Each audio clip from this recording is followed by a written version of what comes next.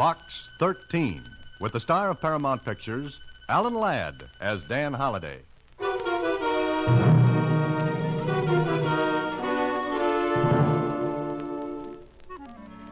Dear Mr. Box 13, I address you as Mr. because I assume you are of the male sex. If you're a woman, disregard this letter.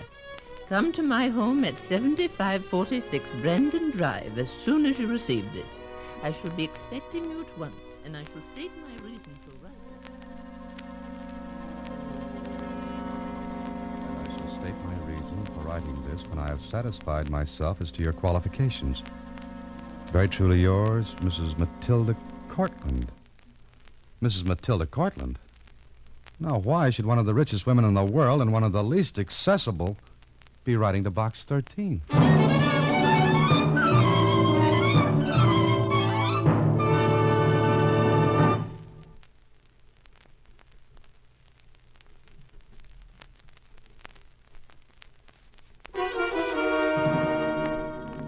And now, back to Box 13 and Dan Holiday's newest adventure, The Dowager and Dan Holiday. Golly, Mrs. Matilda Cortland. Impressed, Suzy? I sure am. Why, nobody ever sees her. And practically no one knows what she looks like. She hasn't had a photograph taken in, come to think of it, I don't ever remember seeing one. Maybe she's a refuse.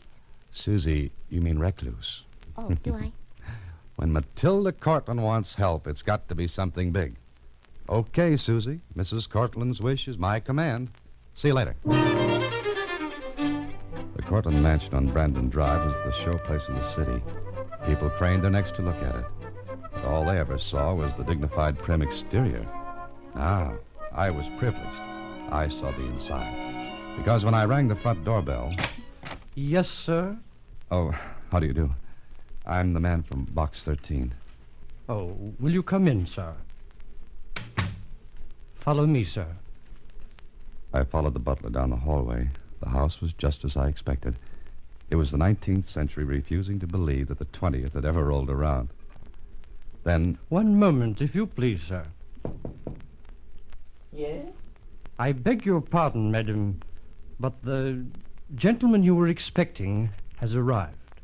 Show him in. That will be all, Jessup? Yes, madam. Stand there for a moment. Huh? I said stand there for a moment.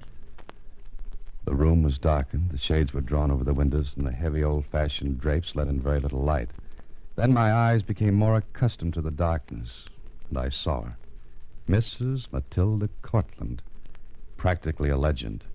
She was about 75. Her white hair was drawn tightly back over her head and was covered by a jet-encrusted scarf. Her dress was a museum piece, and it fell to the floor in heavy folds. Now you've seen Matilda Cortland. That's an accomplishment, young man. Yes, I know it is, Mrs. Cortland. Come closer. That's enough. Now, turn around. Turn around? Yes.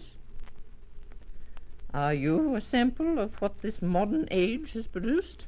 It's very nice out there, Mrs. Cortland. Matter of opinion. Mhm. How old are you? 32. You may sit down. Oh, thank you.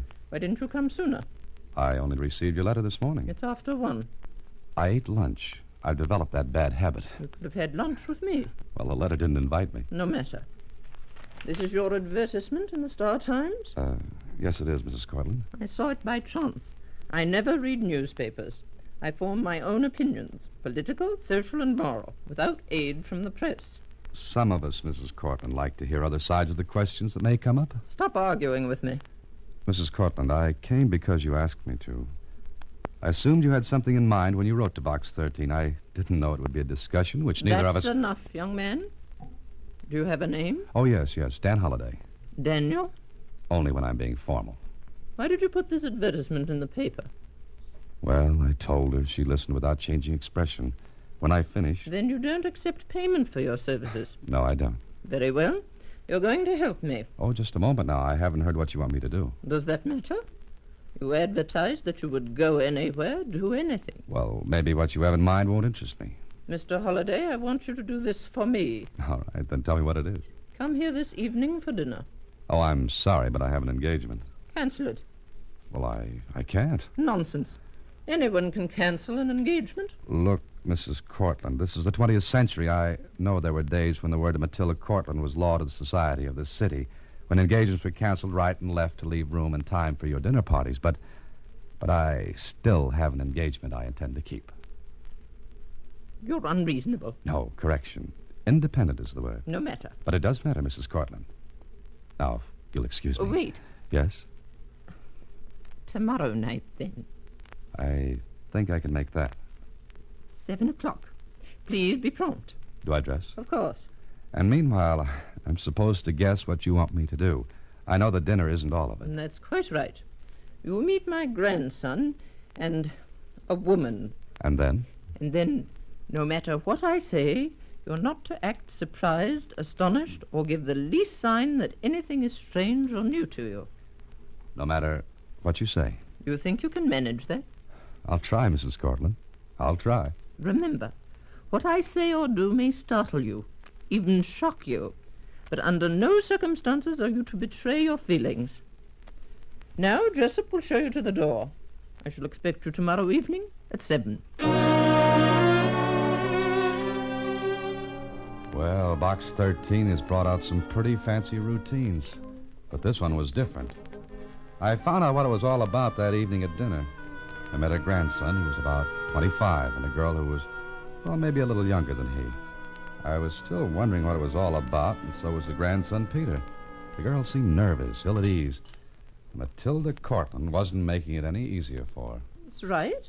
Yes, Mrs. Cortland. Did you say your father had been an engineer? Oh, please, Grandmother. Peggy's told you he was 5 times. Peter, I am speaking to Miss Wright. Sorry. What sort of an engineer, Miss Wright? Well, he... Civil, mining, chemical, what? He was a locomotive engineer. Oh, really? On what railroad? Grandmother, please. Peter, do not interrupt. Peter, I'd like to go now. But, my dear, we were to spend an evening together. I'd heard so much about you from Peter that I feel that I'd like to know more. Yes, Mrs. Cortland. We really got to go, Grandmother. We're expected somewhere. Oh? Where are you going? Well, does that matter? Yes. Where are you going? To the Club Pierre. What's that? Daniel, do you know? Oh, yes, it's a very nice club. Dancing, dinner. A cabaret? They don't call them that anymore, Mrs. Cortland. Very well. I shall go along. What? I shall go along. But... Stop sounding like a motorboat, Peter. Well, Daniel, would you like to go? If you would. But, Grandmother, you can't go. Would I be barred because of my age? Oh, no, of course not, but... Then why can't I go? Well, I guess there's no reason, but you'd have to leave the house. I didn't expect to carry it along like a turtle with his shell. Oh, of course not. There's a very good reason I want to come along. Isn't that right, Daniel? Yes, there is. I've decided that I've been locked away from the world too long. Now I have a reason for getting out into it, renewing an old acquaintance, so to speak. Moreover, since I'm going to be married, What? What did you say? Yes. Daniel and I are engaged. Mr. Holiday, are you all right? I never felt better in my life, I think. You must be more careful, Daniel. Yes, I can see that. Well, Peter, you and Miss Wright run along then. Daniel and I will join you later. Yes, Grandmother. Come on, Peggy. Excuse me. I've reserved a table. You can just ask for me at the club. Very well. Look, Mrs. Cortland. Quiet. Now, what were you going to say? Why did you say that? About you and me, Daniel? Yeah, that's it. You saw that girl. Miss Wright? Yes. What about her? What's she got to do with this? That girl's a fortune hunter. She's after Peter's money. My money right now. And where do I fit in? I think when she realizes Peter is not liable to inherit my money, we can forget her. In other words... Exactly. You would inherit my money as my husband. Now, wait a minute. You don't have any intention of keeping on with this, do you? I never start what I cannot finish. Well, I'm sorry, but you can count me out. Why? Because it's ridiculous. I love my grandson. I would do something ridiculous to make him happy. Well, go talk to him, then. I've tried. He's infatuated with that girl. All right, forget that. What kind of a reputation do you think this will give me? I'll be the fortune hunter. Not at all. You earn a very good living from your writing. Yeah, I know, but... I have enough influence to keep this out of the papers. I promise you, this will be between you, Peter, that girl, and myself. No. No, I can't. Daniel, I'm an old woman. I have nothing in the world but that boy whom I love dearly. When I die, I want to be sure he's happy. I'm lonely, Daniel. Very lonely. The only comfort I have is Peter. And that comfort would be taken away if I thought for even a moment that his happiness would be ruined by a woman who cares nothing for him, but for what money he'll have when I die. Please, Mrs. Cortland, what you're asking is... I know, a great deal. It might cause you embarrassment. But believe me when I tell you that it cost me a great deal in pride just now to confide in you, a stranger. I know what people say about me. Matilda Cortland, tyrant, moneybags, recluse. All those and more. But... Let me finish. Then you can decide. I'm afraid to leave this house. Afraid? Why? Because I'm afraid of the outside world. When my husband died, I went on. Then my daughter died. My son-in-law died. Peter is all that's left. I want him to be happy, and I'm willing to sacrifice anything to see that he is. Mrs. Cortland, you're making it tough on me. It'll be just as tough on me, as you put it. How long does this go on if I agree? Until I find out. Well, I'm a sucker, Mrs. Cortland, but all right. Thank you. Now, Daniel, please take me to the Club Pier. So we went to the Club Pierre. I don't remember much about what happened, except that I felt like a goldfish in a bowl without water. Well, I played my part and went on for 2 days more. Then at my apartment. I've come to see you, Holiday, because I want to talk with you. All right, Peter, sit down and talk. You can't be serious. About grandmother, I mean. What makes you say that? Well, you just can't. Why, she's old enough to be your grandmother. She's charming, gracious. And rich. Money isn't everything. It must be to you. Now, wait a minute, Peter. What your grandmother does is none of your concern. It is when she makes a fool of herself, or when someone does it for her. Meaning me? Meaning you. I don't think I have. Besides, I'm having fun. I've learned to drive her electric runabout. It's a little slow, Oh, but you're not it's, even serious now. How do you know? Because it's ridiculous. Maybe she thinks your romance is ridiculous. That's none of your business. All right. All right, it's none of my business. And what I do is none of your business. And you insist on going on with this? Why do you say that? Because if you do, I'll find a way to stop it. Oh? How? I don't know, but I will. Is that a threat, Peter? No, that's a promise. All right. As long as we're playing Oh, Promise Me, I can promise you that I'll take care of myself. Well, we'll see about that, Holiday. And I warn you, you're going to get into trouble.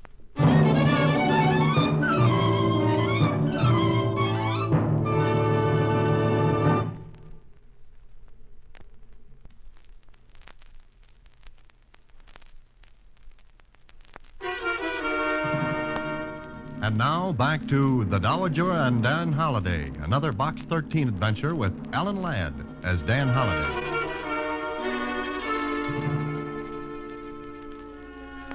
Well, it all looks so simple. Just go along with the game until Matilda Cortland called it off.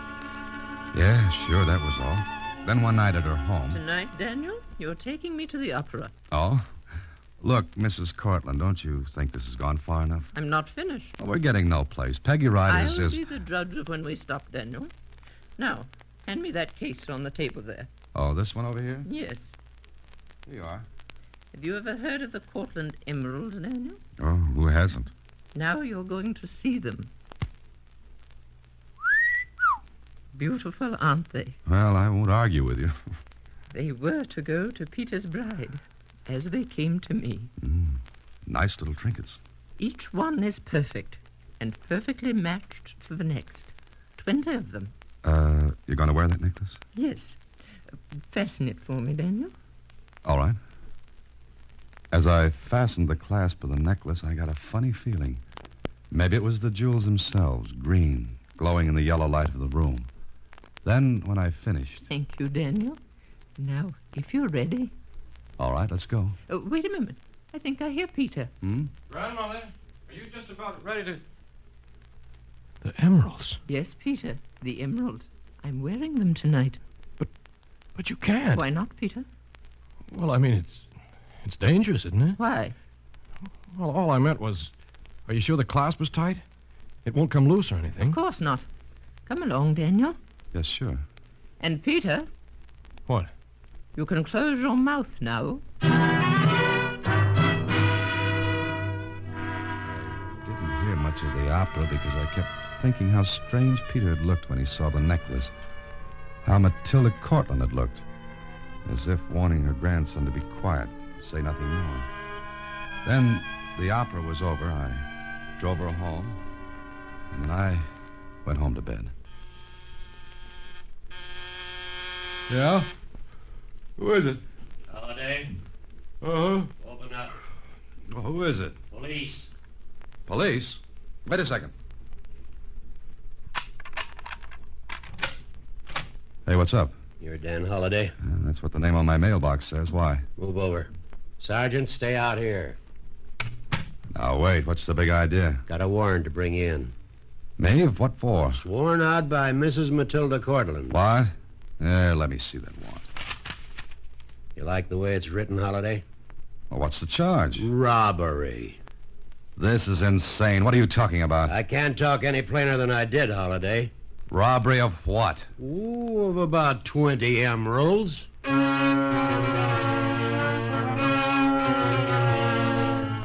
necklace almost immediately after I came inside this house. It was just after I'd left Mr. Holiday. No one else was with you. You know as well as I do that I didn't take that necklace. It was missing. Then look all over the house. The insurance company has already done that. Well, Holiday, You said that once. did I? Well, you didn't answer it. I can't.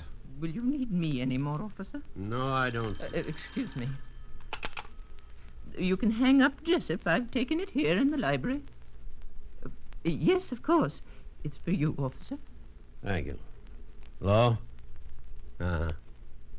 Oh. Okay. Stay there. Got any good answers, Holiday? Answers to what?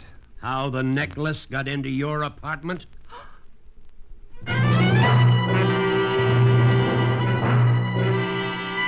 Oh, this was a beauty. I was looking out of a frame that crowded me, but good. I knew Mrs. Cortland had that necklace when she had left me last night. I saw it, yet how could it get in my apartment? And why? So I saw Kling, and he pulled some strings, and I was out on bail. I had to get some answers fast, and I thought Peter could give them to me. I'm sorry, Holiday. I can't do a thing. Listen, you saw that necklace when your grandmother and I left for the opera last night. And I saw it when I brought her home. Then how did it get into your apartment? Maybe you've got an answer. No. Listen, your eyes popped out of your head when you saw your grandmother wearing that necklace last night. Why? I knew something would happen. How did you know? What gives you the right to question me? I'm doing it. All right, go ahead and ask.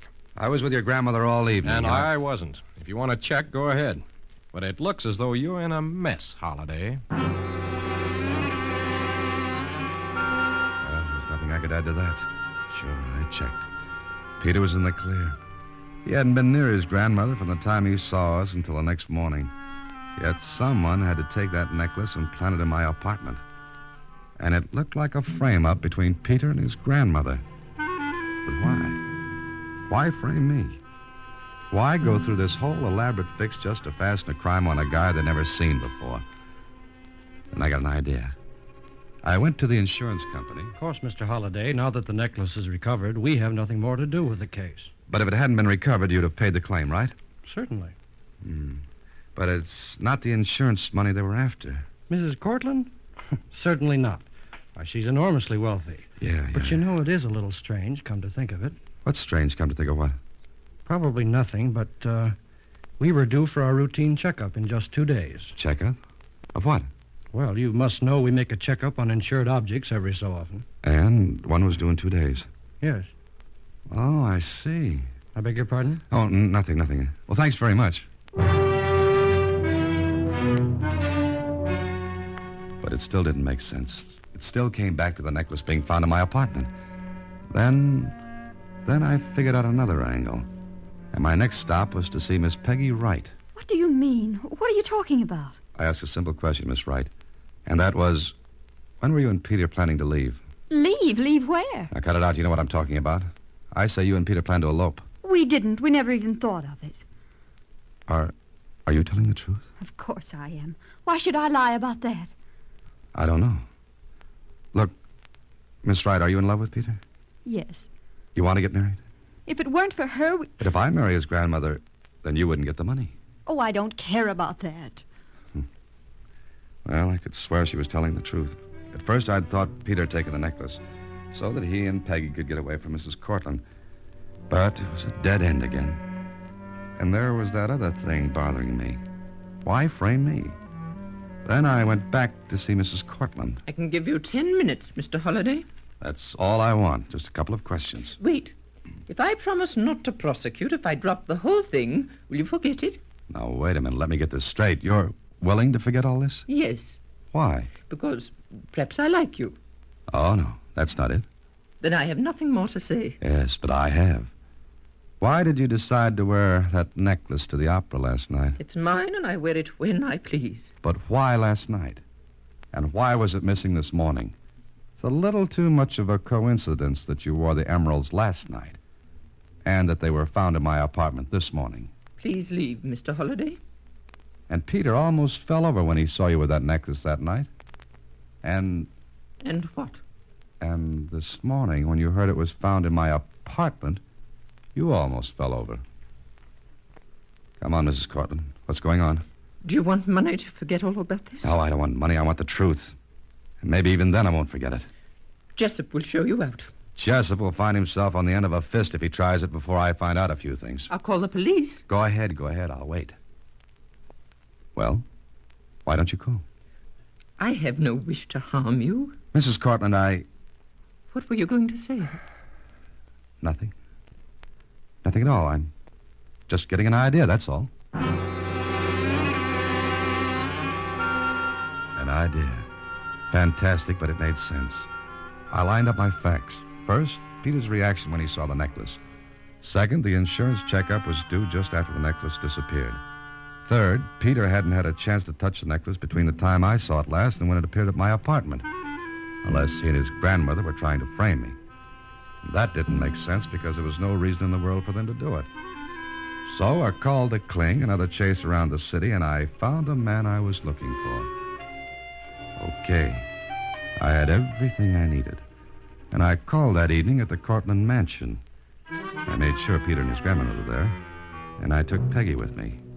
And in the library... This is the last time we'll see you, Mr. Holiday. I don't think so, Mrs. Cortland. Not after the little game we played. What do you mean? When we first started this, Twister, you said you'd do anything for Peter. What are you getting at, Holiday? And you, Peter, you said you'd get me in trouble. Listen. No, you listen. You planted that necklace in my apartment. Silence after that, huh? But it's true. You wanted to frame me. Mm-hmm. But you, Mrs. Cortland, you suspected he took the necklace, didn't you?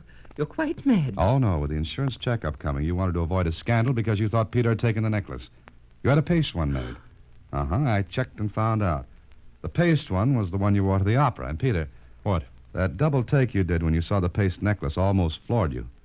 Because you thought you had the necklace. You didn't mean to steal it, did you, Peter? No way. Holiday's right, Grandmother. So you reported the missing necklace, the paste necklace, Mrs. Cortland, never thinking the real one would show up. Peter, you owe Mr. Holiday an apology. And there is the understatement of the year. Mr. Holiday, what can we do? Peggy, Yes? come here. You too, Peter. All right. Peter, you wanted to protect your grandmother by showing me up as a crook. Mrs. Cortland, you wanted to protect your grandson any way you could. It seems to me a lot of energy was wasted that could be used to good advantage. What do you mean? Why don't you stop trying to run other people's lives, Mrs. Cortland? Let Peter and Peggy get married. I'm sure it isn't his money she's after. If you don't, this would make juicy reading in the papers, I'm afraid. You wouldn't. Oh, yes, I would.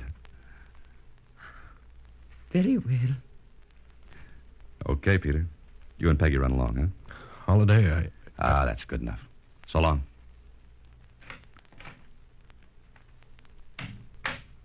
And I, Mr. Holiday? You and I are going to the Club Pierre. You're very chivalrous, Mr. Daniel. So he admits chivalry still lives. Okay, let's go. I'll get the electric runabout and we... No. Let's go in your car. The runabout's a little slow.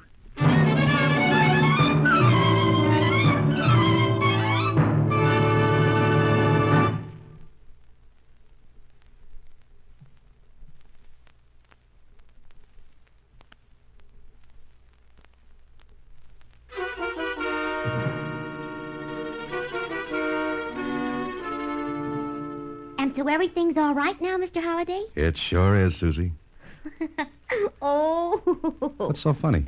I was just thinking. She couldn't have lost the pace necklace. All right. I'll play straight man. Why not? Because it would have stuck to her neck. See? Oh, I'll go get the mail for Box 13. Good night, Mr. Holiday. Next week, same time, through the courtesy of Paramount Pictures, Alan Ladd stars as Dan Holiday in Box 13. Box 13 is directed by Richard Sandville with an original story by Russell Hughes. Original music is composed and conducted by Rudy Schrager. The part of Suzy is played by Slyvia Picker. Production is supervised by Vern Karstensen. This is a Mayfair production from Hollywood. Watch for Alan Ladd in his latest Paramount picture.